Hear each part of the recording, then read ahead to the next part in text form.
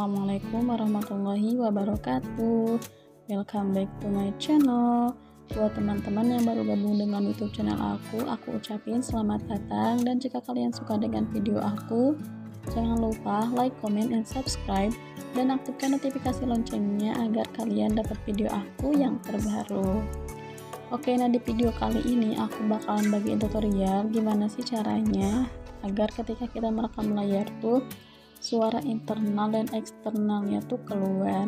Karena mungkin dari teman-teman nih ada yang masih kebingungan, apalagi para YouTuber pemula yang memang kontennya tuh tentang kayak tutorial ataupun kayak games. Pastikan itu kebanyakannya tuh merekam layar ya, sambil si suara internal dan eksternalnya tuh keluar. Nah, aku di sini tuh sama sekali nggak pakai aplikasi, aku pakai fitur bawaan dari handphonenya. Menurut aku ini tuh sangat bermanfaat banget, sangat membantu banget. Nah, teman-teman juga bisa merekam layarnya tuh tanpa headset ataupun mic on clip. Nah, kalau misalkan nih kalian rekam layarnya tuh pakai mic on clip, menurut aku itu udah cukup banget buat si suara eksternalnya tuh bagus. Tapi kalau misalkan nggak pakai juga nggak apa-apa, nanti di pas pengeditannya tuh kalian kencengin aja suaranya biar si suaranya itu keluar dengan bagus. Oke, nah untuk rekam layarnya di sini aku pakai fitur bawaan dari handphone, yaitu rekam layar.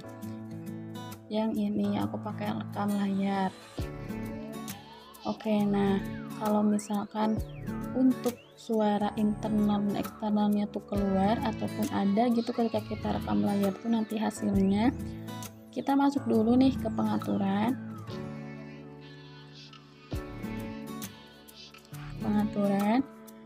Nah, kemudian di sini ada pintasan dan aksesibilitas dan juga pengelolaan sistem.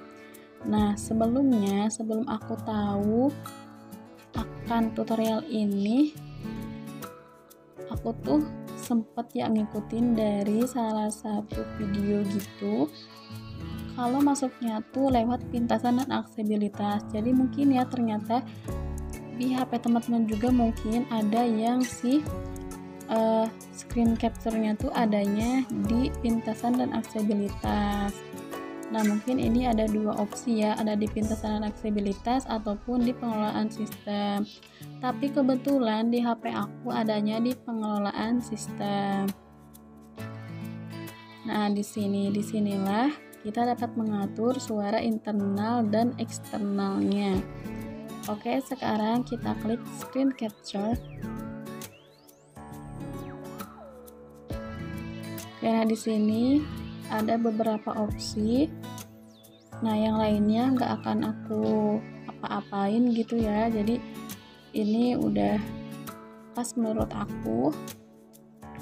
Dan sekarang kita klik ke rekam suara. Nah, sebenarnya ini tuh rekam suaranya kalau misalkan aku matiin si rekam layarnya, ini tuh bakalan bisa diklik gitu. Tapi kebetulan ini aku sambil rekam layar, maka kayak nggak bisa diklik gitu. Nah, jadi di sini aku bakalan offin dulu si rekam layarnya biar si rekam suaranya tuh bisa diklik. Nah, jadi ini aku udah masuk ke rekam suaranya. Nah, bakal tampilannya tuh seperti ini.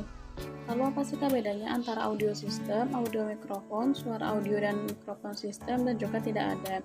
Jadi gini guys, kalau misalkan kalian klik audio sistem, maka ketika kalian rekam layar tuh yang munculnya itu hanyalah si suara internalnya aja. Artinya kalau misalkan kalian rekam layar, maka yang munculnya tuh bakalan si suara dari HP aja.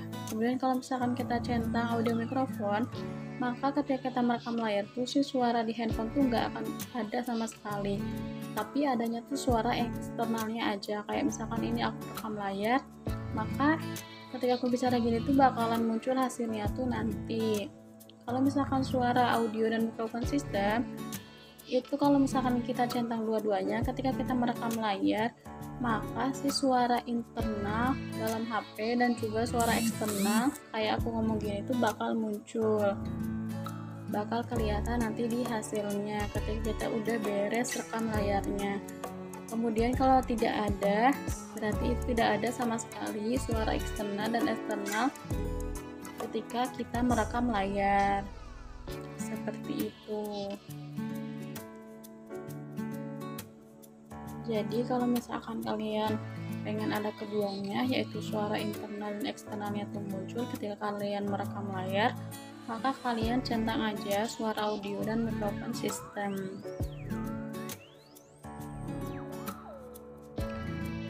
Nah, menurut aku ini tuh sangat bermanfaat banget ya. Kayak aku misalkan nih YouTuber pemula yang sering bikin tutorial di handphone gitu. Ini sangat bermanfaat banget. Nah, di sini tuh aku tekankan sekali lagi nggak pakai aplikasi sama sekali. Aku pakainya fitur bawaan dari handphone. Nah, mungkin dari teman-teman juga ada yang fitur bawaannya sama kayak aku. Kalian tinggal ikutin aja tutorial ini, gampang banget, nggak pakai aplikasi apa-apa. Tapi mungkin nih juga dari teman-teman juga ada yang harus pakai aplikasi nih, berarti memang handphonenya tidak mendukung untuk memakai tutorial seperti ini. Nah, semoga dengan adanya tutorial ini bisa membantu kalian semua. Jika kalian suka, jangan lupa like, comment, and subscribe, dan aktifkan notifikasi loncengnya agar kalian dapat video aku yang terbaru.